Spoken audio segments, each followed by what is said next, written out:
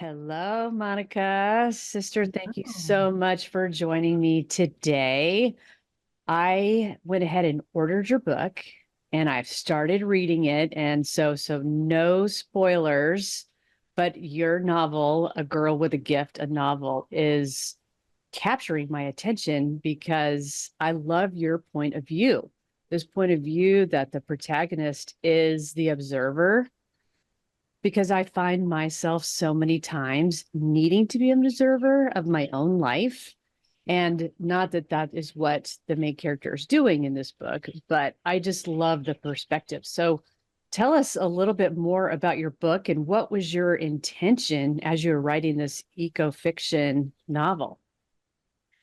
my intention was to uh, honor ecofiction, but to honor Mm, ecofeminism more than that, and to have female characters, almost exclusively female characters, and to honor the sacred feminine hmm. and honor the earth, and write a book that I would want to read, that I hadn't read. I hadn't something unique that I have never experienced in reading. So I wrote the book that I wanted to read that I hadn't read, and I I wanted something that uh, yeah, honored the theology that I learned in seminary, which was very feminist based, very Hmm. liberation theology.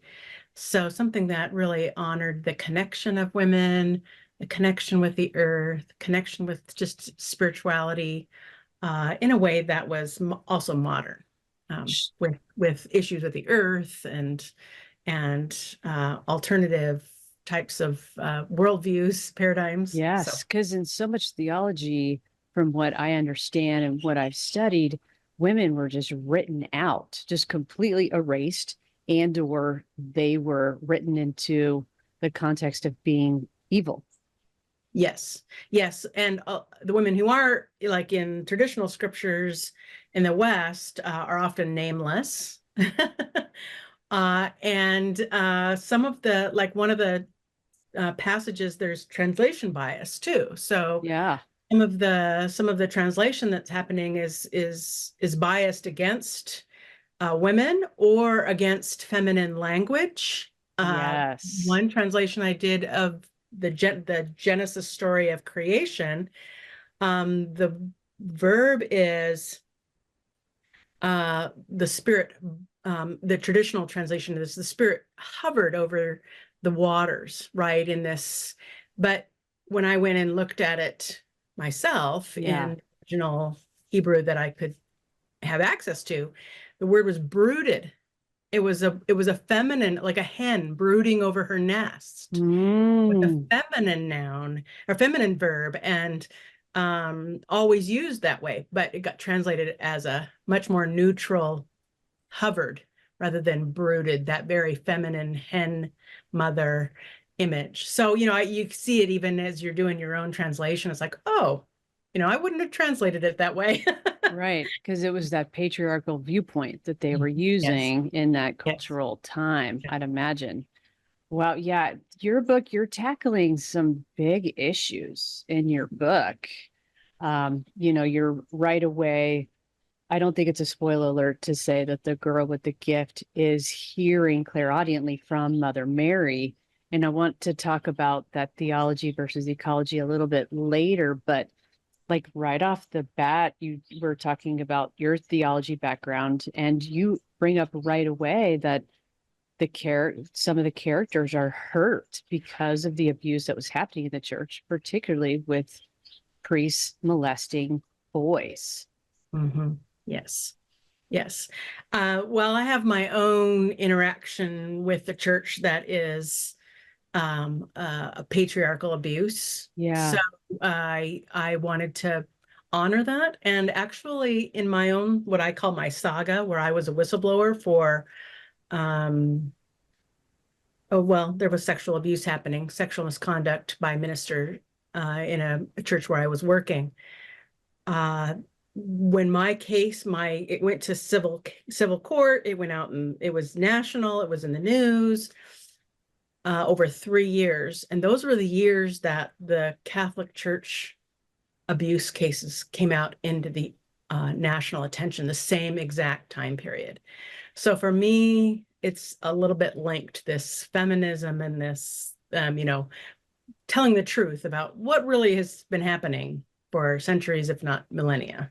Telling the truth. Can we get a Yeah. hallelujah?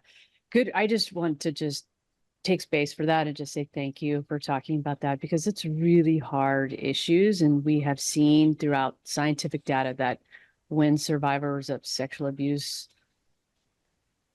they just shut down. Their body goes numb and they can't talk about it. They can't even express what's happening. They can't obviously fight back because they're numb. So just thank you. Thank you. And thank you for bringing it up in the book too. Yeah. Yeah, it's important. I think truth is healing. And so the more that we can speak about it gives courage, gives the openings, and gives the spirit of courage for others to speak their truth when it's the right time. Absolutely. Absolutely. And particularly, yeah, when both men and women and young children are reading your book. Mm-hmm. That's what I found so great, that you were giving such a huge safe space for adolescents to know that this you can talk about things and things are going to be okay, and things are going to be a little uncomfortable for a minute, but just keep going at it. Mm-hmm. And particularly with things that are being seen as gifts, as we go back to the book and she's hearing clairaudiently from Mother Mary. So let's talk about that theology versus ecology. Like, because the beginning of your chapters, you have opening lines for data on climate change. So Mm-hmm. how do you talk about the ecology versus theology? I have a theology that is very ecologically focused, and that is that it's the sacred, the divine, whatever word uses, infused in all of us and in the earth. There's one and the same. So I think it transcends, but it's also immanent. It's also present, always within bodies. And that's the patriarchal theology tends to separate. Only spirit is sacred. Bodies are dirty. Bodies are bad. Earth is dirt. It's that we can use what is profane. And so by making it sacred, by reinfusing it again with everything is full of divinity, everything is full of the sacred, we bring it back into balance, we bring it back into oneness. So for me, the honoring of women is the honoring of the earth, is the honoring of this sacred feminine, trying to bring that back into balance by emphasizing that crucial relationship we all have with Mother Earth. So we depend on Mother Earth for everything. We just are a little detached from that reality in our Western society, where we have all this technology that we think that's what we're relying on, but it all comes from Mother Earth. It all comes from Mother Earth. Yes, and our connection with it. So how do you blend that with the characters with your book? So because of the story where Mother Mary is the focus of their religion, because of the mother's own journey away from traditional religion, Mother Mary and the earth are really almost synonymous. I just got a message from somebody, another minister actually, who read my book, just finished it, and said, you could switch the two, Mother Mary and earth. And he said either worked. And that was really my intent, was the earth as the body of the mother, of Mother Mary, and honoring the body, honoring our own bodies, honoring the earth is honoring the sacred feminine. It's all one. Because it's not even the physical body, right? It's all of the bodies coming in. Yes, all of the bodies. Yes, we have all of the bodies. The emotional body, the mental body, the soul. Yes. Yes. That sometimes the English language doesn't really allow to talk about all of that in a clear way. sometimes. It's like, Yes. Yeah, we don't have in our society, we don't have the mechanisms to take somebody from a materialistic only worldview, which is another part of patriarchy, is that only the sacred is only the soul is sacred, or you've got only the material matters. mhm. And so you've got this divorce between the soul and matter, and it's both. It's both and so yeah, Were there, mhm, go ahead. I was just, were there some surprises that, oh, that you, were there some surprises in the book that even surprised you? Yeah, when I'm writing a book, I'm given my plots in dreams. They just come, they're downloaded. It's the arc of the story, it's the characters and their names, not a lot of the details, but enough that I can get the whole story, in a dream. And I get up and I write down all the main details. And then I have a lot of creative license, right? Then I can fill in all of the details. But I don't always know what's going to happen in the Yeah. story. Okay. So I Okay. don't always know where the plot is going to go. I use creative license, but I also sometimes have to go into deep meditation, and the characters do kind of come to life, and they kind of tell you what's going to happen next. They have their own mind, and they want to go in this direction differently than maybe I had planned. So, and the ending was a little surprising to me. So, yeah, there were some surprises. I had anticipated it being a more global story, and it became very much more just centered around that family, which I actually liked. It made it much more personal and much more heart-centered. So, Oh, cool. I love the names that you gave each of the characters. It was so yeah, pretty. It was so yeah. pretty. But that creative license is what I am all about. It is creativity to me is just the solution to everything that we need here for us humans to interact better with one another, to help save the planet, to help get to know oneself. So that creative license is totally the creative spirit. And I'm stoked that you're listening to that. Mm-hmm. Yeah, and I mainly do it in meditation with Mm. visuals. I go in and I just kind of create landscapes, and I'll visualize the scenes like I'm watching a movie in my head, and then I'll just kind of let it go and just see what happens, and just let the story play itself out in my head without me controlling it. Oh And my then, God, it's like you're oh, the observer yeah, again. exactly. And I'm like, oh, that's what happens, and then I'll go and write it. So. Good for you for not getting in your way. Did you have like some blocks before this book? Because I mean, you have written many books. I think you've written 5. Is that right? Mhm. Yes. And so did you have like writer's block, or what were some of those challenges that got to just letting it go and be the observer here? I mean, were you always that way, perhaps? Oh my God, maybe you were. I've always been able to just write, but if I do get writer's block, if I do get stuck, I will either go on a walk, which gets my juices going, Yep. creative juices going. And even if I'm not thinking about what I'm trying to work out, by the time I get home from the walk, it's like, oh, okay, I can go in this direction. At least I can at least get going on something, right? Yeah. Something came up Yes. that I could Yes. write. And then the meditation, these visual meditations is how I generally will work through a block. So usually it'll just come to me what needs to be written. So the only other, Oh, so it's like slowing down enough to feel your breath. yeah, yeah, and really being open to the honesty of the characters, the honesty of the Mm. plot that has its own authentic truth to it and wants to be told. So since it's given, I feel like, it wants to express itself. It's like a muse that, this is the way the story's going to go. And so I have to just kind of bend my creative will to what wants to be written. So, Yeah. Wow, that's so neat. I can relate to like needing to go for a walk and just let it go and soften up a little bit. Cause sometimes, I mean, I'll just say, okay, I got to go for a walk and I'm bend over and I'm tying my shoes and I'm like, oh, there it is. Okay. All right. Mm, mhm. There's what I need, right? There's the idea or there's the solution again, or yeah, something clairaudiently came in and I'm like, okay, I got it. I'll Mhm. just get that body kinetically moving again and things happen. Yeah. And even with the Energy breath start to work. move.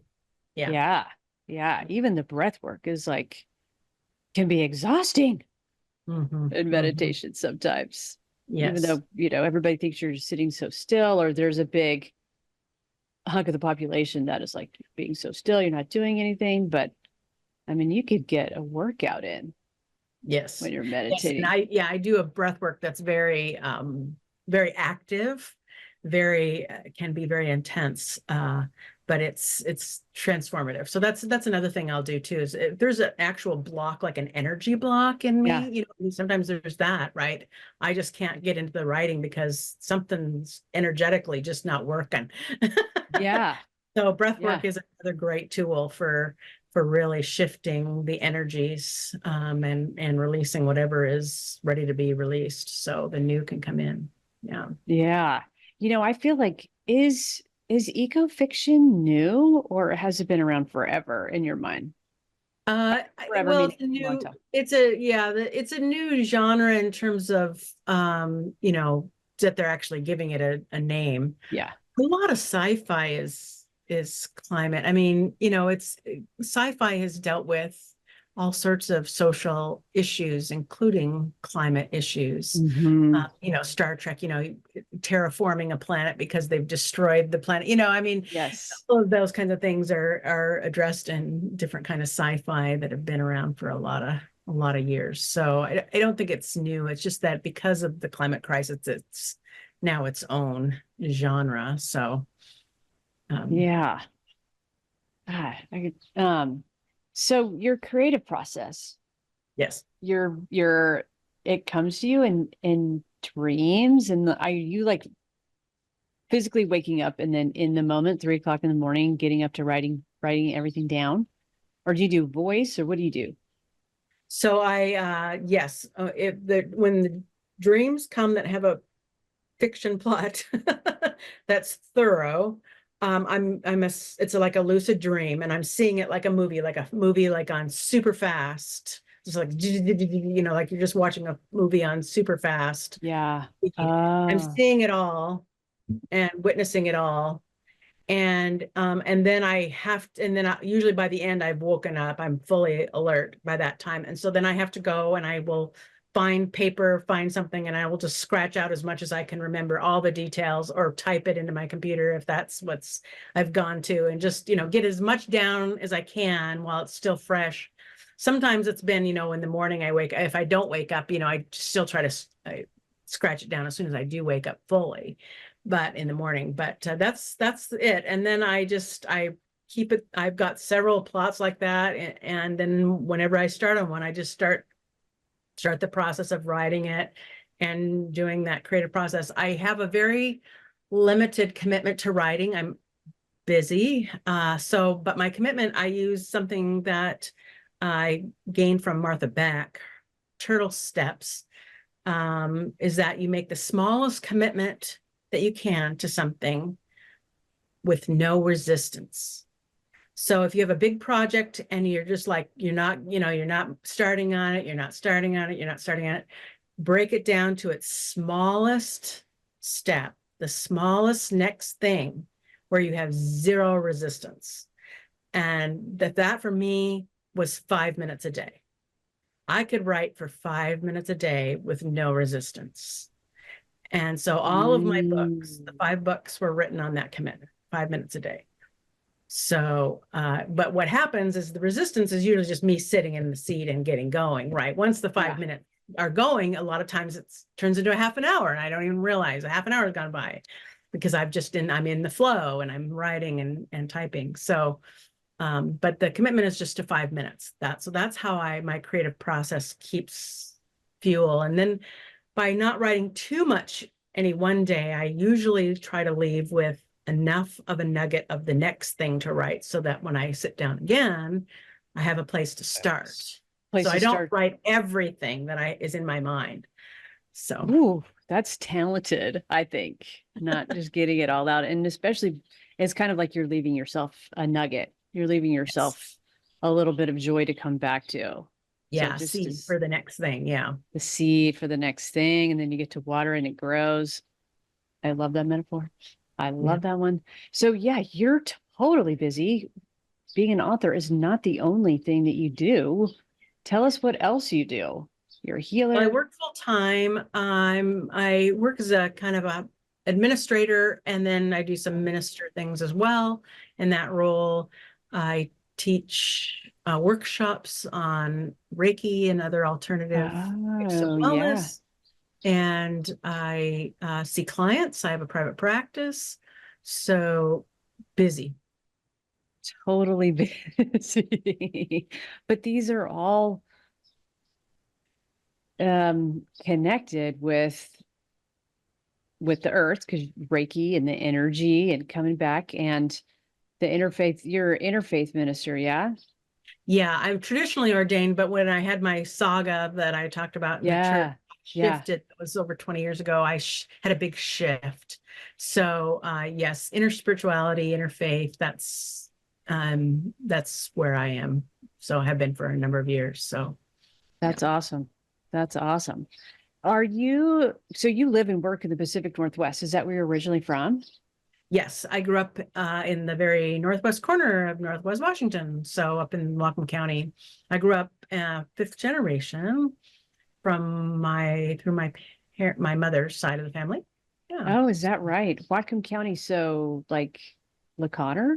Nope, that's Skagit. Bellingham, north of Bellingham, Bellingham. right next to Canada is where I grew up. Right. That's beautiful. That's, Mhm.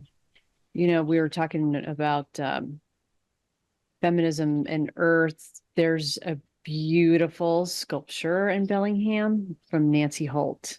Have you seen Oh, that? I have not. I'll I mean, I grew up there, but I haven't been up there I haven't lived there for decades. So Yeah. After we conclude, I'll just, if you have time, if it's something that you desire to do, I'll just tell you where it is. It's okay. so neat. And I think her intention was basing it off the North Star.